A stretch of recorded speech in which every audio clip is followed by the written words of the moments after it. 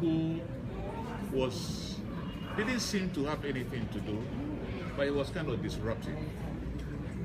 So at one point, I was told, let's get rid of him. I was new to the job. I didn't know who he was. So I figured, well, let him go. Then I got a call from Jerry John Rawlings, President of the Republic. He knows me because he and I were in school together. So he said, Nat, can you come and see me? I said, sure. So I went over and saw Jerry. And we sat down, a cup of coffee, and he said, listen, I've given you a thankless job. And the least I can do is give you some advice on how to do it. And he said that what you need are very loyal people. People who are going to stick by you. Because you're going to be surrounded by sharks. You're going to need people who will fight your corner. So be very careful about the decisions you make regarding your personnel. And he said, look at the circle. Talking about the circle. When we made our revolution, the city went into depression. You drove around the city and everybody looked sad and unhappy. There had been a series of military coup d'etats and people were sick and tired of them. Nobody expected that we would also make a coup. Because there had been elections and the government had been elected. And people expected the government to take over.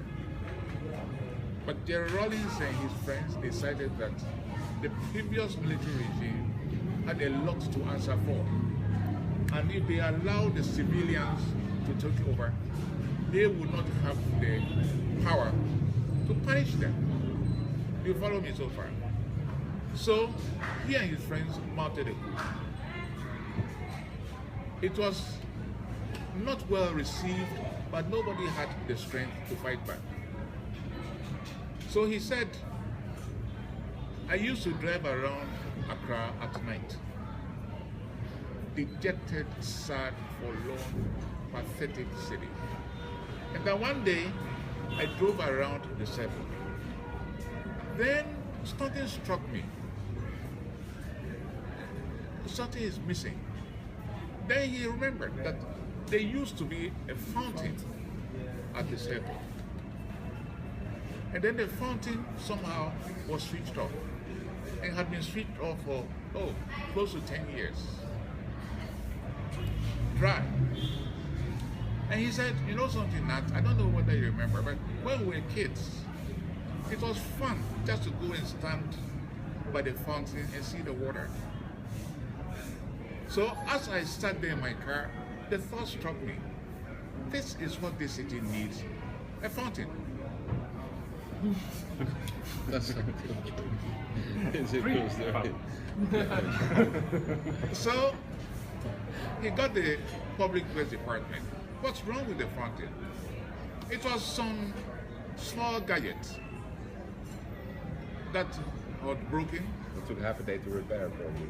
Probably took half an hour to repair it. Yeah. But government being government, you have to write a requisition that goes through the system and gets lost somewhere. That's all it was. So he said, I ordered them, I want this fountain working. And he said, yeah. In 48 hours, the fountain was working. And I was a happy man.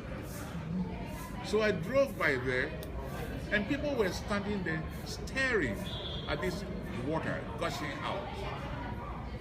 And I felt, oh, good, at least I've given them something to smile about.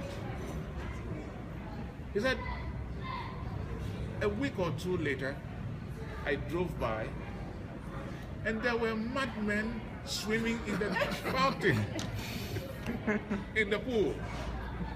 People were doing their laundry in the pool. And I just sat there and said, what am I seeing?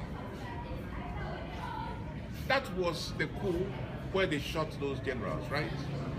the field. So when he took over, there had been some bloodletting.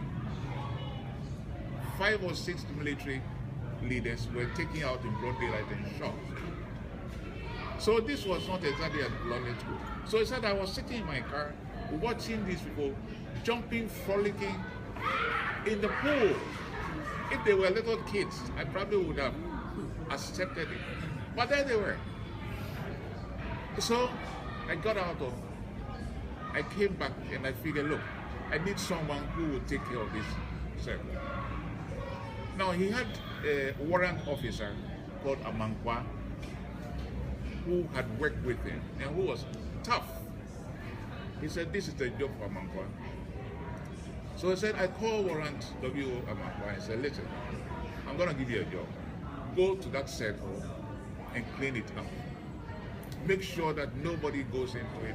Make sure it's clean, it's efficient, it's working. That's all. Do whatever it's going to take, but do it.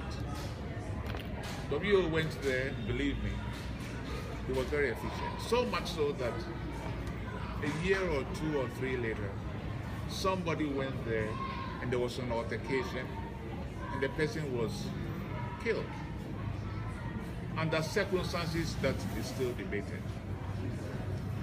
But the press decided this is Jerry Rawlings' assassin and they wanted to get rid of him. He said, Nat, you know that they've always wanted W.O. Amankwa. I said, yes, I know that. He said, I refuse to fire him because I knew what he did for Accra by making sure that circle was a place that gave everybody something to smile about. Well, that's my story about the circle.